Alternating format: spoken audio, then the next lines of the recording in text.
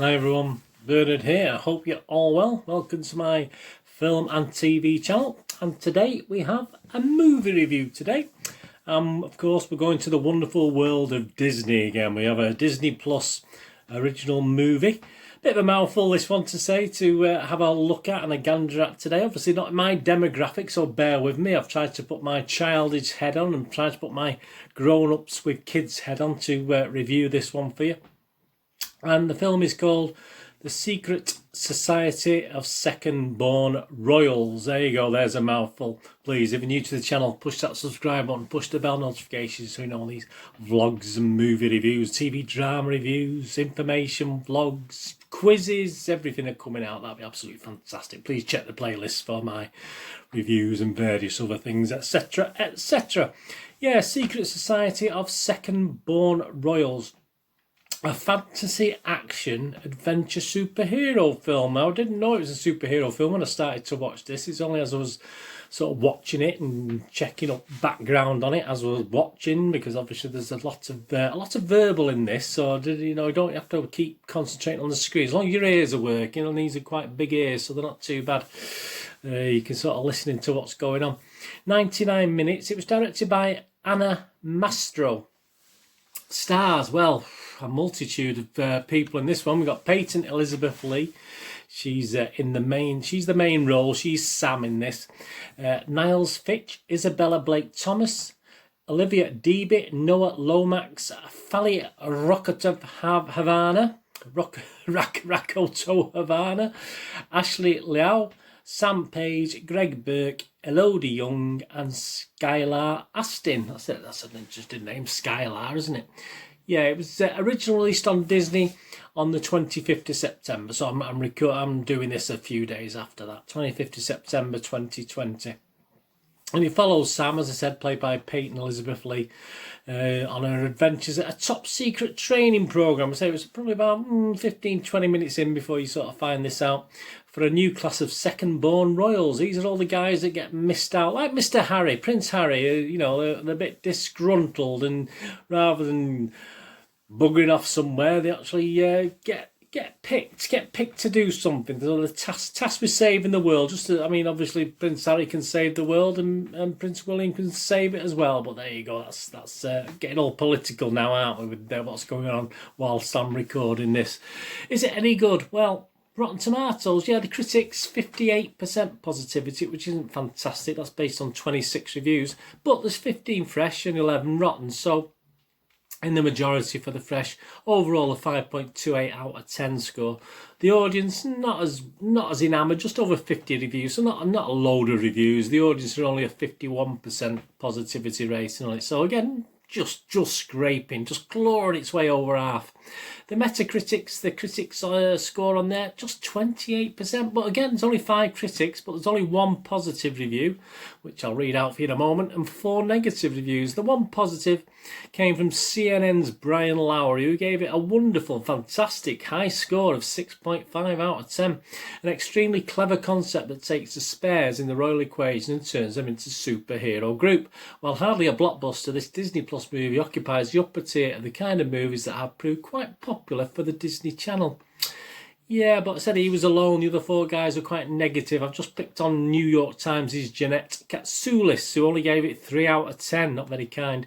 The most polished superpower on display in the defiantly unexciting Secret Society of Second-Born Royals is the ability to say its title without spitting.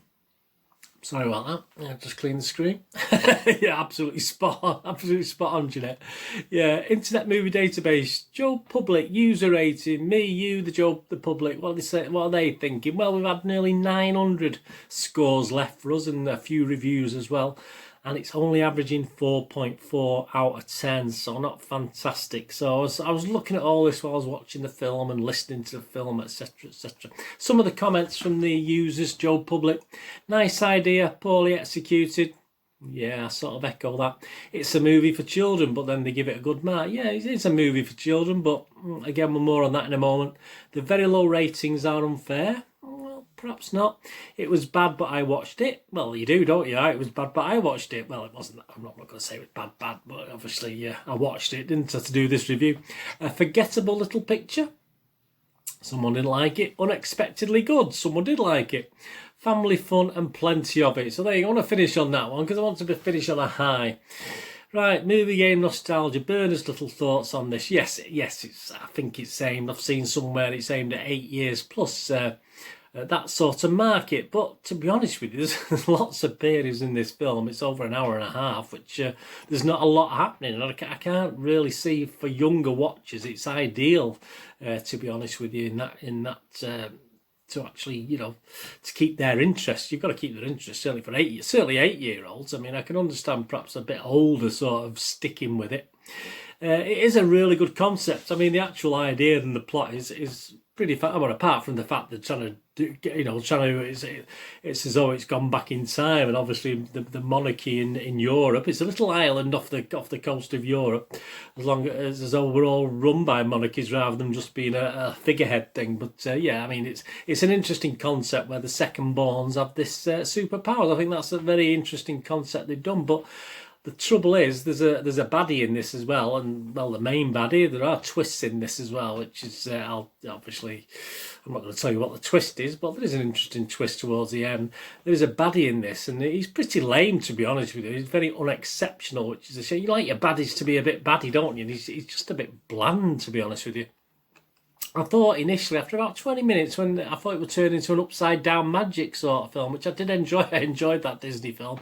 I thought that was really good. But sadly, it never really got anywhere near that film's levels, in my opinion, anyway. There's some okay acting. There's a couple of the younger actors are not fantastic. Some little cheesy lines and a bit corny at times, which you'd expect from a kid's Disney film. And there's the obligatory couple of musical numbers, which, to be honest with you, are pretty bang average. Certainly didn't get me tapping my feet anyway. And there's a lot of long scenes of just chatting, and the thing is, we don't really learn much about the characters, so therefore uninvestable, the characters. I didn't really care less. They're a little unexciting, a little uninteresting to me. And so when they did occasionally find themselves in danger, I mean, this is a superhero movie with a baddie and etc., but certainly for the first hour and 15 minutes, they didn't really find themselves in danger that much. But on the rare occasion they did, I didn't really care less what happened to them, to be honest with you. Some critic did actually say it was a PG version of Kingsman: The Secret Service. But he did go on to say basically a very Disney Channel version of that, but perhaps in my opinion anyway, Kingsman had plenty of action in it. This sadly hardly ever, until almost near the end. But as I say, we do get a nice twist and some action in the last 15-20 minutes, and I say some very loosely. I mean, it's probably we get a couple of minutes towards the end overall. It's probably it. It's such a hard slog getting there to that little action bit and the little twist, which I didn't see coming. I didn't see the twist coming. I thought it was there, but perhaps I'd turned off by then. I wasn't too sure. As a superhero film, it's possibly one of the worst out there.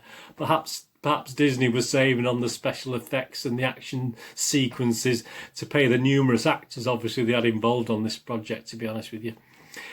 Strange enough, someone did comment, one of the reviews I read about it being a series, and yeah, as a first 40-minute episode, I mean, they could have cut out an hour of this and made it into a very watchable 40-minute episode as a pilot for a series, because obviously it sets itself up for a sequel, obviously.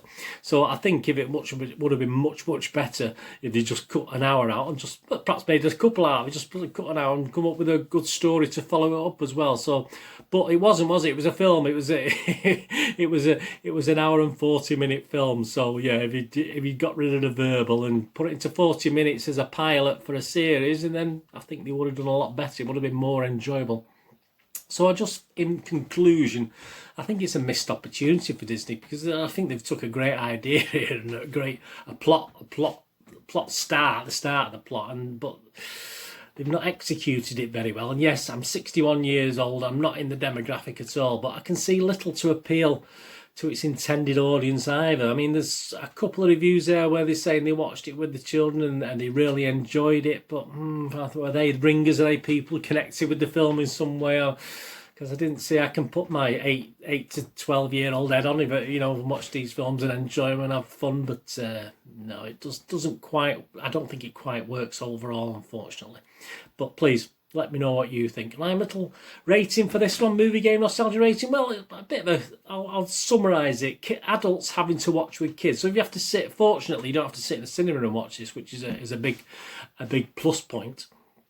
Well, you're having to watch this with kids. You can go and do some washing and things, can't you, while it's on, say, leave the kids watching it if they don't get bored themselves. But for a poor adult like me or a grandparent watching it with the kids on a Sunday afternoon, I would score it 4 out of 10. Kids, put my kids' head on. If they don't fall asleep or they go, or perhaps even send them out to play, it'd be more fun. But yeah, if they don't fall asleep, overall, I think, yeah, they might give it a 5 out of 10. So, I mean, kids might like it a little bit more than us adults. So overall, I'm going to give it an overall score, which is very close actually to the Internet Movie Database score of 4.4. I'm going to give it 4.5 out of 10, which I don't think I'm being cruel. I think I'm probably, if anything, a little bit generous with that. But yeah, I wasn't overly impressed. But yeah, it'd be interesting to see a sequel, because we'll probably get on, a nice little sequel to this. We'll probably get on with it a lot quicker, so it might be a lot better. Right, the poster. Yeah, it's a nice poster. I mean, it's certainly better than the film. I mean, it's obviously, if you like the characters, you like the actors, and yeah, it's not a bad poster. I'm not going to give a poster a 6, which is my basic, because I'm not really bothered about that. It'd be pretty bland on the wall, wouldn't it, for me anyway, for my view anyway. So I'm going to give it 5.5 out of 10, the poster. So the poster does beat the film, only just though, 5.5 out of 10. Anyway, thanks for watching. Please leave your comments what you think. Check my links on screen now. If you follow or friend me on Facebook and Twitter, I do check every couple of days and follow and friend everyone back. So if you're after some followers and friends, please do that for me. Please check out my website, moviegamenostalgia.com, where I sell, and that's my day job, old rare DVDs, movie posters from the 90s and 2000s, and board games. And please, if you are into, or anyone you know is into English football, I do vlogs. Please check the playlists on Manchester City, past and present, so the history and what's going on now. So please check the playlist, or please, if you know anyone who might be interested, please point them in my direction. I will be very, very thankful. Anyway, thanks for watching today. Please, thumbs up. If you're still with me, please give us a thumbs up. It's nice to have views, but it's nice to have thumbs up as well. If you don't leave a comment, please just stick that thumbs up for me. Do a like. That'd be absolutely fantastic. Whatever you're going to do the rest of the day, have a great one. Look after yourselves, look after your friends, look after your families, and more importantly, let's all look after each other. Until we meet again, another TV drama review, film review, information vlog, or even a quiz. Please, everybody, stay safe, everyone. Bird is saying goodbye for now. Thanks for watching.